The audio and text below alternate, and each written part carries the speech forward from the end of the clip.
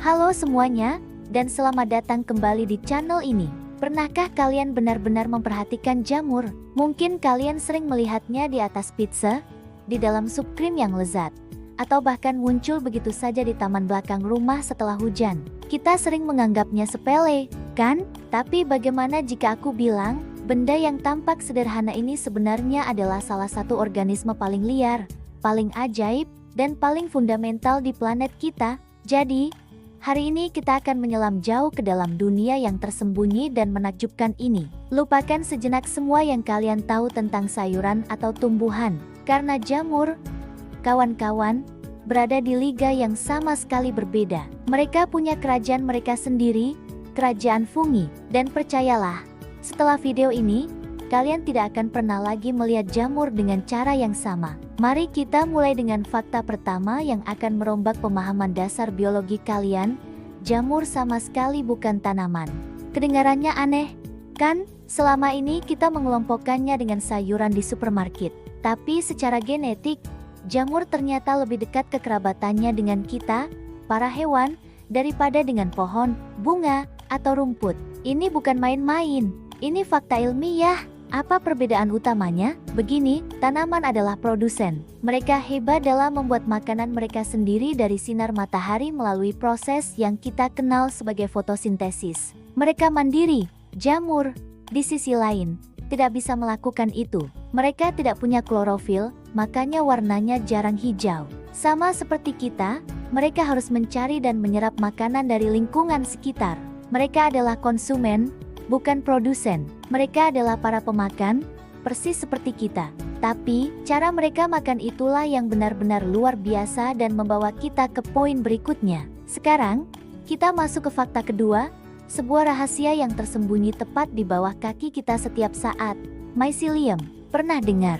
Jika jamur yang biasa kita lihat di permukaan tanah itu kita ibaratkan sebagai sebuah apel, maka mycelium adalah keseluruhan pohon apelnya. Mycelium adalah sebuah jaringan raksasa yang terdiri dari jutaan, bahkan miliaran, benang-benang super halus yang disebut hifa. Jaringan ini menjalar luas di bawah tanah, di dalam kayu lapuk, dan dimanapun ada materi organik. Seberapa luas? Beberapa jaringan mycelium bisa mencakup area seluas beberapa kilometer persegi, menjadikannya organisme tunggal terbesar di dunia.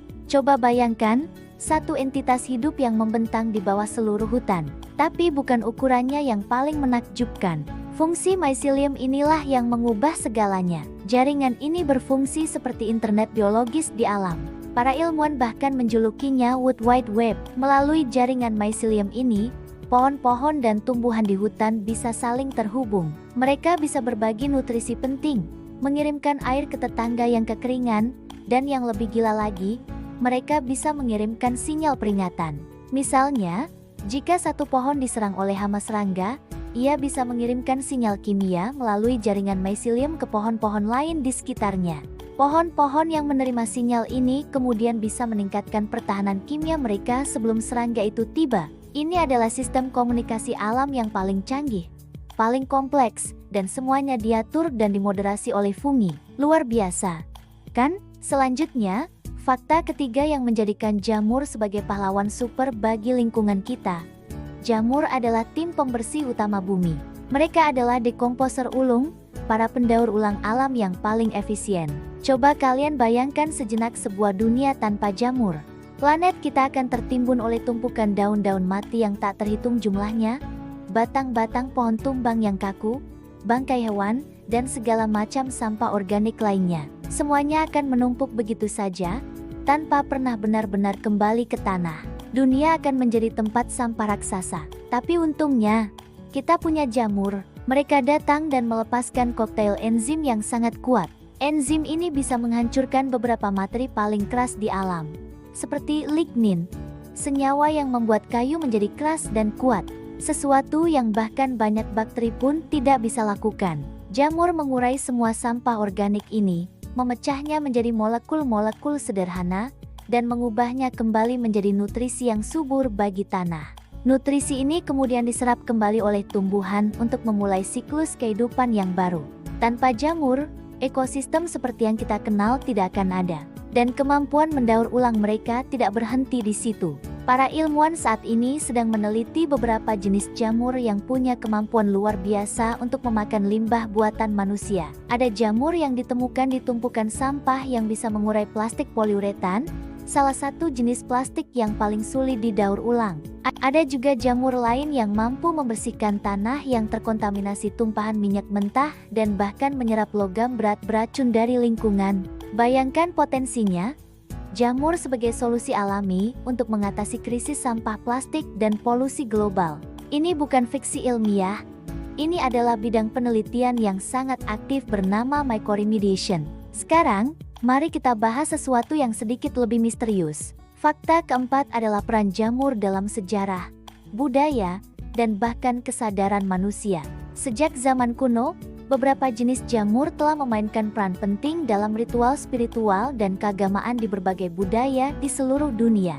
Dari suku-suku asli di Siberia hingga peradaban kuno di Amerika Tengah, jamur psikoaktif, atau yang sering disebut magic mushroom, dianggap sebagai gerbang menuju dunia roh atau alat untuk mendapatkan wawasan spiritual yang mendalam. Senyawa seperti psilocybin yang terkandung di dalamnya kini sedang diteliti secara serius oleh dunia medis modern untuk potensinya dalam mengobati depresi berat, kecemasan pada pasien stadium akhir, dan bahkan kecanduan. Tentu saja, ini adalah area yang kompleks dan harus didekati dengan sangat hati-hati dan di bawah pengawasan profesional. Tetapi ini menunjukkan betapa dalamnya hubungan kita dengan kerajaan fungi. Selain itu, jamur juga membentuk sejarah pangan kita. Roti yang mengembang, itu karena ragi, sejenis jamur mikroskopis, bir, anggur, keju biru, kecap, tempe semuanya ada berkat kerja keras jamur. Mereka adalah koki tak terlihat di balik banyak makanan dan minuman favorit kita. Dan sebagai fakta bonus yang mungkin paling ajaib dari semuanya, beberapa jamur bisa bersinar dalam gelap. Fenomena ini disebut bioluminesensi. Sama seperti yang kita lihat pada kunang-kunang atau makhluk laut dalam. Ada lebih dari 70 spesies jamur yang diketahui bisa memancarkan cahaya hijau yang menakutkan di malam hari. Para ilmuwan percaya ini mungkin cara mereka untuk menarik serangga di malam hari untuk membantu menyebarkan spora mereka. Jadi, jika kalian pernah berjalan di hutan lebat di malam hari dan melihat cahaya hijau redup dari dasar hutan, kalian mungkin sedang menyaksikan salah satu pertunjukan cahaya paling magis dari alam. Jadi, begitulah. Dari menjadi kerabat dekat hewan, membangun internet bawah tanah, membersihkan planet kita, hingga membentuk budaya dan kesadaran kita, jamur jauh lebih dari sekadar topping pizza. Mereka adalah arsitek tersembunyi dari dunia kita, insinyur ekosistem, dan penjaga siklus kehidupan dan kematian. Lain kali kalian berjalan di alam, atau bahkan hanya melihat jamur kecil yang tumbuh di celah trotoar, berhentilah sejenak, berikan sedikit rasa hormat. Kalian sedang melihat ke dalam salah satu keajaiban evolusi yang paling kuno, paling misterius, dan paling vital di planet ini. Kerajaan fungi itu benar-benar keren, bukan? Terima kasih banyak sudah menonton sampai akhir. Aku harap kalian belajar sesuatu yang baru dan menarik hari ini. Jika kalian suka video ini, jangan lupa tekan tombol like, bagikan ke teman-teman kalian, dan yang paling penting, tulis di kolom komentar fakta jamur mana yang paling membuat kalian terkejut. Aku senang sekali membaca komentar dari kalian. Jangan lupa juga untuk subscribe dan nyalakan lonceng notifikasinya agar tidak ketinggalan video-video seru lainnya. Sampai jumpa di petualangan berikutnya.